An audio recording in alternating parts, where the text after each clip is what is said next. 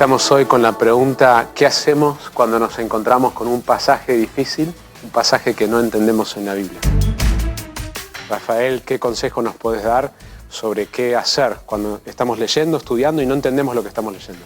Antes de dar consejo, yo pienso que es importante resaltar que es crucial tú saber hasta donde sea posible el significado del texto, porque estamos hablando de lo que Dios nos ha revelado, y si tenemos un entendimiento diferente al mismo, ¿qué puede pasar? Podemos llegar a una práctica que Dios no nos ha pedido.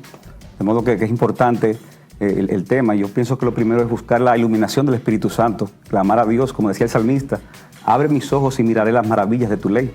De modo que es en actitud de humildad, de dependencia al Señor, en actitud de Señor, yo quiero conocer tu voluntad, háblame, para que en el contexto de tu hablarme, yo serte fiel a ti y servirte mejor, poder entender qué es lo que tú me enseñas en ese pasaje, el cual estoy turbado, el cual no lo entiendo, no estoy del todo claro con él mismo. Gerson, ¿algún pensamiento sobre cómo manejamos escrituras que son difíciles de entender en nuestra lectura, en nuestro estudio? Para empezar, hay dos textos que me vienen a la mente. El primero, Deuteronomio 29:29. Las cosas reveladas le pertenecen a los hombres, las secretas a Dios. Eso es un buen punto de partida, ¿verdad? Y también, según de Pedro 3:16, donde el apóstol Pedro está reconociendo que hay cosas que Pablo ha escrito que son difíciles. Entonces uno lee eso y uno tiene, bueno... Es un consuelo. Es un consuelo para nosotros. No obstante, en ese mismo contexto, Pedro, 2 versículos más adelante, dice, antes bien creced en la gracia. Entonces, es verdad, hay pasajes que son difíciles, nos vamos a encontrar con eso, pero eso no nos exime de nosotros trabajar para crecer en ese sentido, ¿verdad? Decía Agustín que Dios intencionalmente dejó pasajes oscuros, difíciles en la Escritura para humillar nuestro orgullo, decía, y para trabajar y descubrir cuál es el sentido del texto. Y estemos de acuerdo o no, lo cierto es que debemos trabajar, ¿verdad? El estudio de las Escrituras no está limitado o no es exclusivo de los líderes y pastores. Todo creyente debe tener esta. Y nos vamos a encontrar. Eso es una buena noticia, que digamos, me encontré con este texto difícil y ha despertado de alguna manera. Y tomando como referencia lo que ha dicho Rafael, partimos por, si el Espíritu Santo es quien ilumina las Escrituras, es el Espíritu Santo quien nos ayuda. Entonces, orar, primeramente, Señor, me encontré con este pasaje difícil, ayúdame, ¿verdad?, a ver lo que debo ver, lo que debería ver. El segundo aspecto yo creo que sería trabajar entonces, ¿verdad? Y cuando digo trabajar es tomar estas referencias de qué está diciendo el autor en este pasaje en particular, cuál es el tema del libro que se está tratando, el contexto, ¿verdad? Ya más amplio, y el contexto de el Nuevo Testamento es el Antiguo Testamento y el contexto general de todas las Escrituras. Don Gerson, y podríamos agregar ahí también el género literario en que está escrito. Correcto, correcto. Una parábola o está en prosa o en símbolos. Y eso es importante. Y yo creo que ese es el trabajo previo antes de la ayuda que nos puede dar el hombre. En el sentido, digo hombre porque Dios ha provisto de maestros y pastores en la iglesia a quienes nos pueden ayudar a ver, o los comentarios bíblicos que tenemos hoy día. Pero yo creo que podemos tomar eso como referencia. La oración, ¿verdad? El trabajo, el esfuerzo individual, personal, donde hacemos este ejercicio de... exégesis, si se quiere, ¿verdad?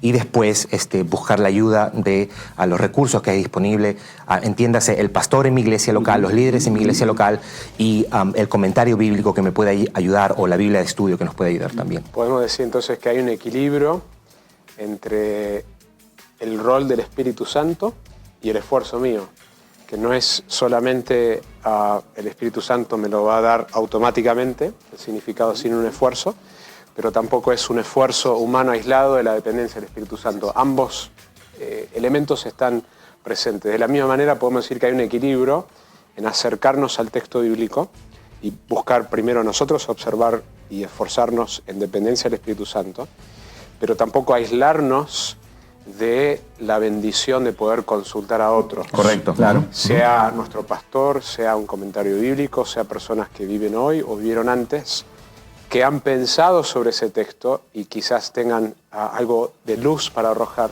que nosotros no podamos ver. Lo importante ahí es que a la hora de tomar esas ayudas, ser reflexivos, ¿verdad?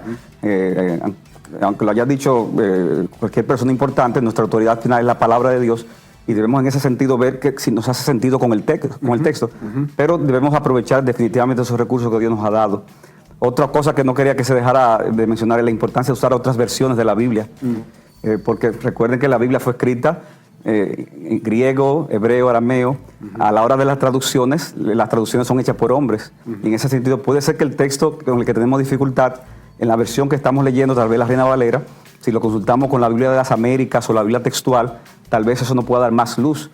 Y en ese sentido también hay material que nos ayuda un poco con el tema de los idiomas originales, que son herramientas que no debemos subestimar realmente, porque son de mucha importancia.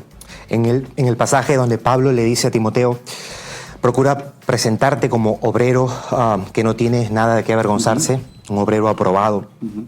Obviamente es un mandato a los pastores usar bien la palabra de verdad. Por extensión, es a todo creyente, lee bien la palabra de verdad y usa bien la palabra de verdad, estudia bien la palabra de verdad. Yo creo que aplicaría también para todos los creyentes, no está limitado y exclusivo a los pastores. Dos ejemplos que me vienen a la mente que tienen que ver con eso son los bereanos, ¿no es cierto?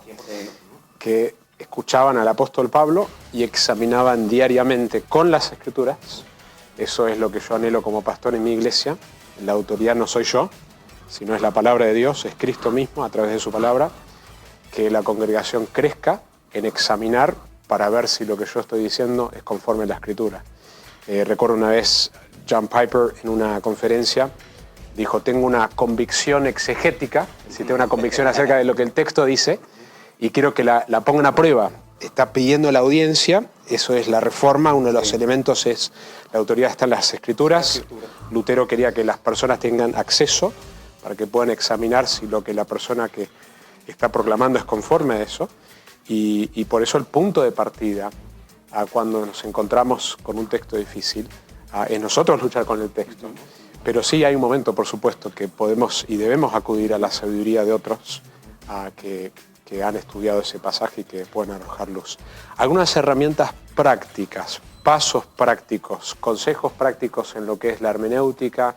Si yo estoy mirando un libro, ¿qué cosas podemos hacer que puedan ayudar a llegar a la interpretación correcta? Algo que ayuda mucho es, tal vez estoy confundido con ese pasaje, pero tal vez hay otro pasaje en la Biblia que habla del mismo tema y lo dice más claramente. Correcto. Entonces la Biblia se interpreta a sí misma, de modo que eso es un principio yo creo que es fundamental. Ahora que dices eso, el famoso pasaje de Colosenses 1:15, Cristo es el primogénito de toda creación. Obviamente la lectura más superficial sería, bueno, Cristo fue el primer ser creado. Bueno, pero toda la Escritura nos enseña que Cristo es Dios. Entonces, tomando en cuenta lo que has dicho, ¿en qué otro texto de las Escrituras se usa la palabra primogénito de una manera distinta? Bueno, en el Antiguo Testamento se hablaba de David el primogénito, pero David no fue el primer rey, digamos. Israel, mi primogénito. Bueno, Israel no fue, pero habla de primogénito como cabeza. Principal. Entonces, tomar en cuenta otros pasajes, o qué es lo que el mismo autor ha dicho con esa palabra, o si ha hablado de ese mismo texto en otro libro, en otro pasaje.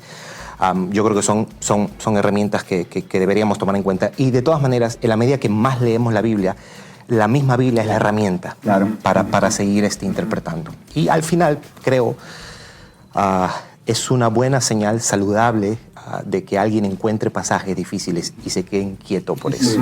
Sí. Amén. Entonces, resumiendo, vamos a las Escrituras, usamos las herramientas que Dios nos ha dado. Clamamos al Espíritu Santo. Dependemos del Espíritu Santo, consultamos con otros. Amén. Hasta aquí, qué buena pregunta. Este programa es otra producción de Radio Eternidad.